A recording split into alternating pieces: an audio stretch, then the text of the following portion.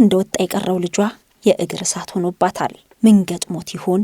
ማን ምን አድርጎት ይሆን? በመጨረሻው የጭንቅ ሰዓት ከአጠገቡ ሳልሆን ታዳጊው ልጄ እንደወጣ ሳይመለስ ቀረ የሚለው የእናት ጭንቀትና ሐዘን ጥልቅ ነው። እንኳን የወለደ አንጀት ይቅርና ማህበራዊ ሚዲያው ላይ መረጃውን የሰማ ሁሉ ተንሰፍስፏል። በይስሐቅ አብርሃም ወጥቶ መቅረትና ሞቶ መገኘት። የሞቱን ዜና ሰማ ማመን ያቃተና በጣም ይከብዳል ስሜቱ። የወለደ አንጀት ይፍረድ። እኔም ልጆች አሉኝ፣ ነገ ጧት እነሱ ምን እንደሚያጋጥማቸው አላቅም። በሌሎች አቡሾች ላይም ይሄ ነገር ይደገም አይደገም ምንም ማስረጃ የለንም። ከትምህርት ቤት ሲወጣ ልጅን ወስዶ የማይሆን ቦታ ገሎ መጣል እግዚአብሔር ይፍረድ። የኢትዮጵያ አምላክ ይፍረድ። ወላድ ይፍረድ። የወላድ አንጀት ምን እንደሚል የእናት ሆድ በየቤቱ በቃ ፍትህ ነው የምጠይቀው። እኔ በበኩሌ ገዳዮቹም ሆነ ሁሉ ነገር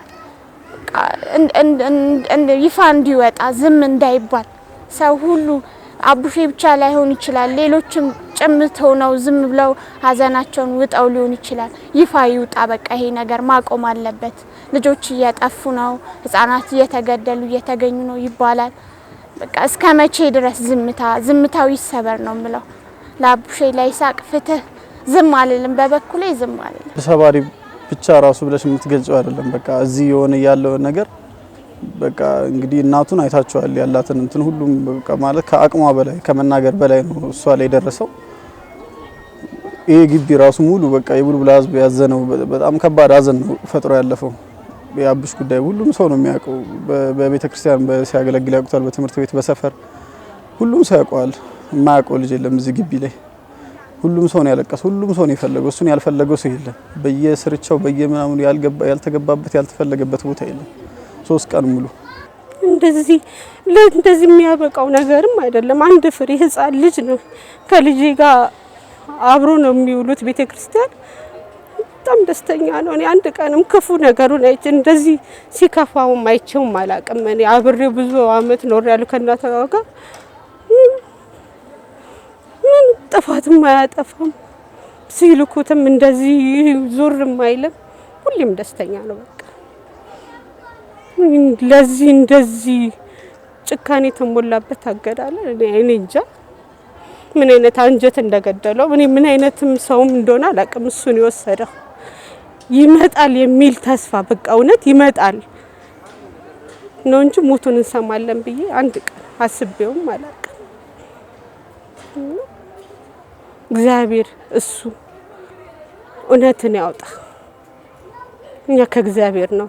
መንግስትም ይሄን ትኩረት አድርጎ ልጆቹ እንደዚህ የሚያደርጋቸው እንዲከታተል ፍትህ እንዲኖር እሱ ለሌሎቹ መጥፋት እሱ እንትን እንዲሆን በቃ የሱ መጥፋት ለሌሎቹ መትረፍ እንዲሆን እሱም ብቻ ነው እግዚአብሔር አምላክ እሱ ለሷ ጽናቱን ጉልበቱን እንዲሰጣት። እሷ ልቧ ስብር ብሏል። በጣም የምትወደው ልጇ ነው በጣም። እናቱ ወይዘሮ ፀሐይ ለማ የልጄን ገዳይ ማወቅ ፈልጋለሁ ስትል በብርቱ ሐዘን ውስጥ ሆና ተናግራ ነበር። አቃተኝ፣ ማውራት አልቻልኩም። ልጄ ሞቷል ማለት ትንሽ ይከብዳል። ለዛውም አላስታመምሽም እንደወጣ ነው የቀረው። ይጨንቃል፣ በጣም ይጨንቃል። ስለዚህ ከአቅሜ በላይ ነው። ይሄን ፍትህ ካለ በቃ ቢያስተካክልን ሌሎች ልጆች እንዳይጎዱ፣ ካልሆነ ሰላማዊ ሰልፍ ብንወጣ ደስ ይለኛል።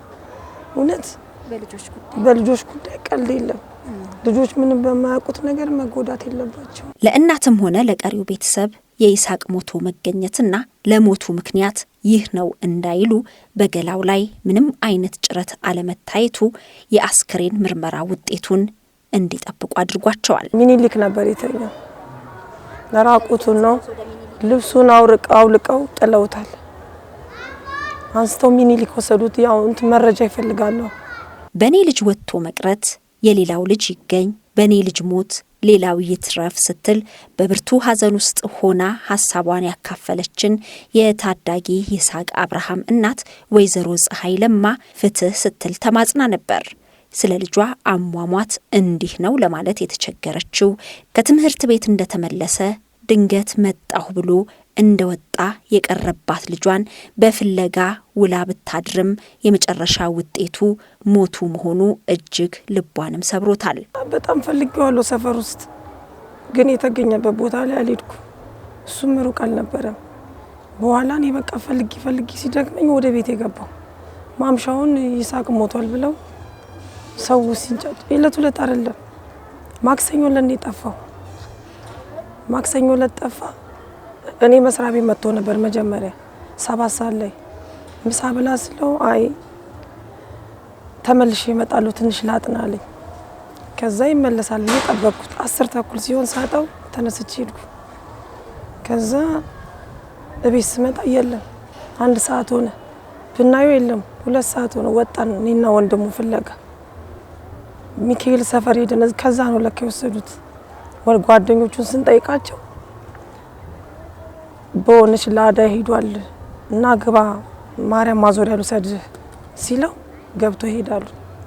ከዛ በኋላ በቃ ፍለጋችን ቀጠለ። በነገታውን ፖሊስ ጣቢያ ሄድን። ምንም መረጃ አላገኛችሁም አሉን። ግን ተቀብለውናል። ግን መረጃ ማግኘት አለብን ትንሽ ፍንጭ ነገር አሉ። እኛ ፍንጭ ለማግኘት በቃ ቡልቡላ አልቀረንም። ከጥግ እስከ ጥግ ሰው ሁሉ ነው የፈለገው። በቃ የቡልቡላ ህዝብ አልቀረም። ግን ልጁ የለም። መጨረሻ ላይ አርብ ዕለት ላይ ገብርኤል አለ በጣም ሩቅ ነው። እዛ ደርሼ ተመልሼ አረፍ ልል እየተጫጫው በር ላይ መጡ።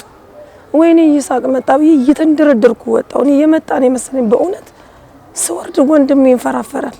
በቃ ልጄ ሞቷል ብዬ እኔ መንፈራፈር ጀመርኩ። በቃ ምንም አማራጭ የለኝም እና በጣም ነው የሚያሳዝነው። በጣም ስለ ገዳዩ ማወቅና ስለ ሌሎች ደህንነት አብዝታ አሁንም ትጨነቃለች። እናት ወይዘሮ ፀሐይ ለማ የልጇን አሟሟት በተመለከተ የአስክሬን ምርመራውንም እየጠበቀች ነው።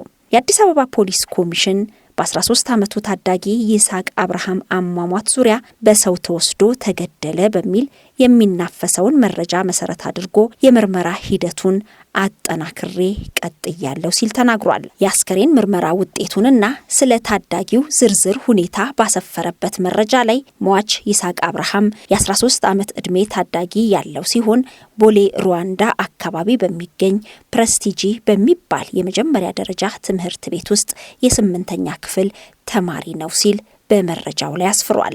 የወንጀል ምርመራ መዝገቡ እንደሚያስረዳውም ጥር 25 2013 ከቀኑ 6 ሰዓት አካባቢ ስለመጥፋቱ ለፖሊስ ሪፖርት መደረጉንም የአዲስ አበባ ፖሊስ ኮሚሽን ባወጣው መረጃ ላይ አስፍሯል። ሪፖርቱ ከደረሰው ሰዓት ጀምሮ የአዲስ አበባ ፖሊስ የምርመራ መዝገብ አደራጅቶ ክትትሉን ቀጥሏል። ሆኖም ግን ጥር 28 ቀን 2013 ዓ.ም ከህብረተሰቡ በተገኘ ጥቆማ በቦሌ ክፍለ ከተማ ወረዳ 1 ልዩ ቦታው ቅዱስ ጊዮርጊስ ቤተክርስቲያን ጀርባ ለመሰረተ ልማት በተቆፈረና ውሃ በተጠራቀመበት ጉድጓድ ውስጥ ገብቶ ህይወቱ አልፎ የተገኘ ሲሆን ፖሊስ በአካባቢው ላይ የተለያዩ የቴክኒክና የሰው ማስረጃዎችን በማሰባሰብ አስከሬኑን ለምርመራ ወደ ዳግማዊ ሚኒሊክ ሆስፒታል መላኩንም ገልጿል። ከአዲስ አበባ ፖሊስ ኮሚሽን የወንጀል ምርመራ ዘርፍ የተገኘውን መረጃ ዋቢ በማድረግ የአዲስ አበባ ፖሊስ ኮሚሽን በፌስቡክ ገጹ ላይ እንዳወጣው የሆስፒታል የአስከሬን ምርመራ ውጤቱ የካቲት 2 ቀን 2013 ዓ.ም ከሆስፒታሉ ተልኳል። አሟሟቱን የሚገልጸው ውጤትም እንደሚያስረዳው ታዳጊው በውሃ ታፍኖ በተለይም ወደ አንጎል የሚገባው የአየር መጠን መቋረጥና የአንጎል መጎዳት እንደሆነ ይገልጻል።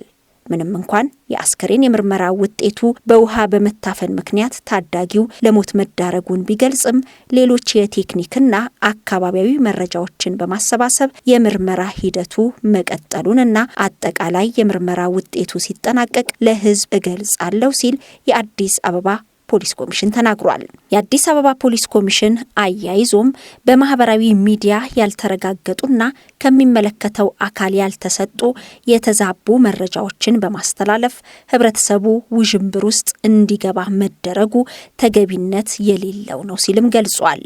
ማንኛውም ግለሰብ በጉዳዩ ላይ ተጨማሪ መረጃ አለኝ ካለም በአዲስ አበባ ፖሊስ ኮሚሽን የነጻ የስልክ መስመር 991 ላይ በመደወል መረጃ መስጠት ይችላል ሲልም የአዲስ አበባ ፖሊስ ኮሚሽን በታዳጊ ይሳቅ አብርሃም አሟሟት ዙሪያ መረጃ